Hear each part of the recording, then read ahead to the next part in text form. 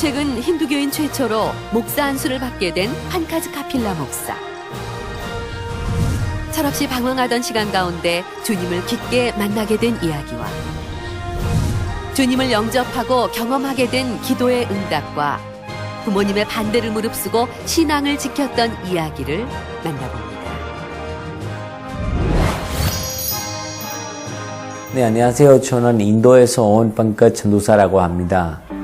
인도 인구 중에 80% 이상이 힌두교입니다. 힌두교인들 계급 문화를 갖고 있는 종교입니다. 저는 여러 계급 중에서 제일 높은 브라만 계급에서 태어난 사람입니다.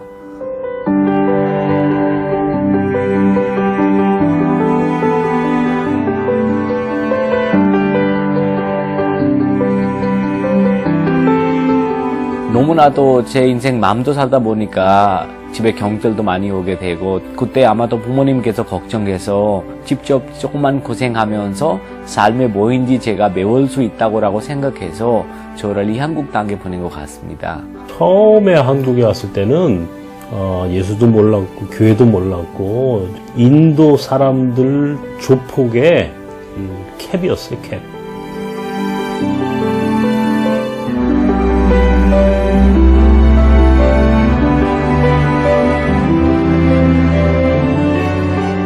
제가 한국에 와서 제일 먼저 만났던 아주 친한 친구입니다. 우리를 살려주시면 제가 온 삶에 제가 주님께 바치겠습니다. 주님께 드리겠습니다. 하나님께서 그 일로 인해서 저를 많이 기도하게 하셨고 제일 은혜로운 것은 이 일로 인해서 저도 예수님을 만나게 되었고 감옥에 있는 그 친구도 예수님을 만나게 되었습니다.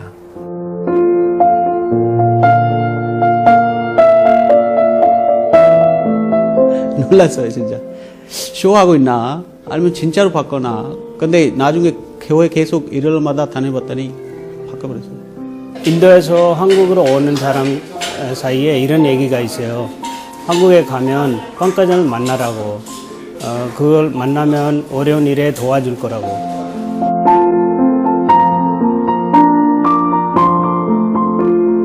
처음에 너무나도 행복했죠.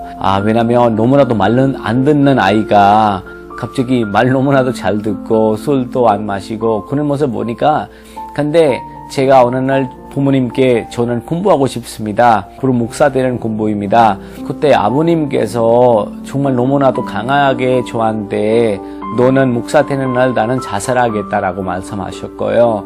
그만큼 관계가 서로 어려운 관계로 바뀌어졌습니다.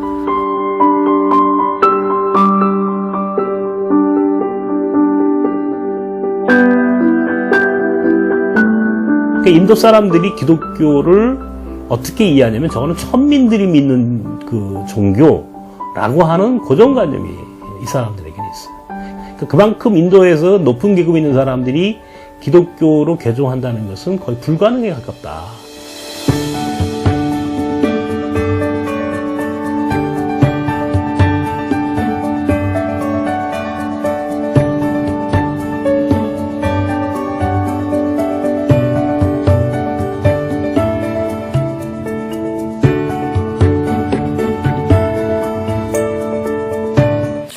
근데 어떻게 아버님은 그 성경을 읽게 되셨을까요? 이것도 아주 놀라운 하나님의 정말 역사인데요. 네.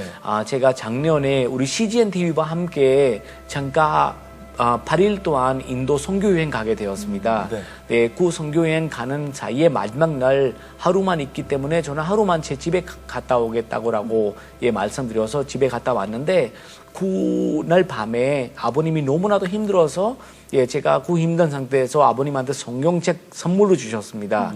근데 마음이 너무 힘들어서 성경책 받았는데 그리고 이제 제 입장에서 아버님께서 처음에 성경책 받았으니까 그래서 제가 이제 그 새벽 사이에 집에 도착해서 혼자서 방에서 기도하고 있는데 근데 신기하게도 하나님께서 우리 아버님 기도는 막하게 하고 우리 집 바로 옆에 있는 어떤 자매의 기도 시작하게 했습니다. 그 자매는 1년 반 전에 교통사고로 인해서 다리가 마비된 상태였습니다. 그 자매를 위해서 기도하면서 주님께서 주신 마음은 우리 제 가방에 성경책 2개 있었습니다. 제가 그때 인도 일정 가는 사이에 제 생일이었는데 그때 우리 PD님하고 카메라 감독님이 저한테 선물책, 성경책 하나씩 선물 주셨습니다. 인도말로 된 성경책. 인도말로 되는 성경책. 사실 그 성경책을 받으면서 우리 집에 성경책이 많은데 또 내가 받아야 되나 그런 생각이 들었습니다. 네. 근데 하나님께서 하나는 아버님 거였고라고 말씀하셨고 그 집에 도착하면서 그리고 또 기도하면서 하나는 옆에 있는 자매 거이다라고 얘기하는 거예요. 네. 그래서 저는 하나님 말씀에 순종해야 되고라고 생각했기 때문에 아침에 되자마자 이제 9시 전에 그 집에 가서 성경책 전달했습니다. 네. 그리고 너무나 또 이제 성경책 사실 전달하기가 쉽지 않습니다. 그쵸. 근데 그분한테 제가 다음에 정말 좋은 선물 사오겠다고 외국에서 이번에 이 선물인데 혹시 받아볼 수 있겠니?라고 그렇게 내가 주셨는데 예, 감사하게도 받았습니다. 그리고 이 친구한테 너는 신약 성경부터 읽어라라고 권해하고 왔습니다. 이 친구도 너무 지쳐 있어서 그런가 신약부터 정말 읽기 시작했는데 네. 몇 개월 만에 예, 한국에 있을 때 전화가 왔습니다.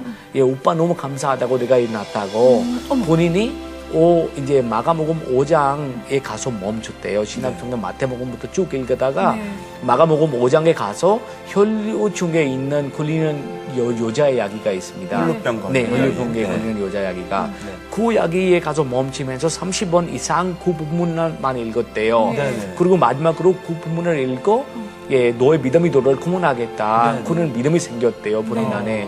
그리고 정말 예수님이 하나님의 살아계신 아들이면 저와 같은 사람도 일어날 수 있다. 하나님이 역사할 수 있다. 그렇게 선포해서 일어났는데 근데 정말 속어버렸습니다. 할렐루야. 네. 그리고 이 사건은 모시는 분이 바로 옆에서 제 아버님입니다. 우리 아버님은 사실 제가 성경책 전달하면서 한 번도 안 읽었어요. 근데 옆에서 이렇게 놀라운 주님이 역사 익히니까 우리 아버님도 그때부터 나도 성경책 읽어야 되겠다라고 생각하는 거예요. 그래서 이제부터 아버님께서 요한복음 읽기 시작했습니다. 아, 네. 네. 아유, 할렐루야입니다, 네. 진짜. 아멘. 진짜. 네. 한국 교회에 바라고 싶은 그런 말씀들이 좀 있다면 뭐냐면 이제 다문화 함께 나누시는 분들이 200만 명? 네, 맞습니다. 뭐 굉장히 많으니까 네. 함께 더불어 사는 이 교회잖아요. 네. 예, 어떤 게 저희가 좀 부족할까요? 네, 예. 사실 부족하는 건 없는 것 같아요. 네. 예, 다 일단 하나님의 주신 은사대로 다 잘 가고 있는데요. 네. 근데 제가 한 가지 꼭 말씀드리고 싶은 것은 요새 한국에는 206개 나라에서 거의 200만 명 외국인들 한국에 와 있습니다. 네. 이 200만 명 외국인 중에서 거의 80% 이상 아닙니다. 90% 이상이 예수님 믿는 분들입니다. 네. 사실 선교는 나가서 하는 것도 굉장히 중요하지만 근데 하나님께서 이 안 믿는 분들 왜 이 아주 작은 나라 저도 얘기했잖아요. 한국 어디 있는지도 모르는 나라 하나님께서 얼마나 사랑하는지 이 나라를 그래서 이 한국 땅에 보내는데 그 이유가 있습니다. 그 이유는 이 땅에서 우리가 강자이 아니고 약자입니다. 사실 인도에서 저한테 누구 전도했으면 저는 아마 예수님 물었을 거예요. 왜냐하면 강자있기 때문에 이 한국 땅에 대해서 굉장히 약자이기 때문에 하나님이 약자를 대가시는 하나님이기 때문에 우리한테 믿는 사람이로서 아주 좋은 기회입니다. 하나님께서 보내주신 선물은 우리가 놓쳐서면 안 됩니다. 그래서 정말 이 기회는 우리가 지금 바로 잡아야 하나님께서 영광 받지 않을까. 그리고 땅 끝은 이제 이 한국 땅이지 않을까라고 저는 그렇게 생각합니다. 맞습니다. 네.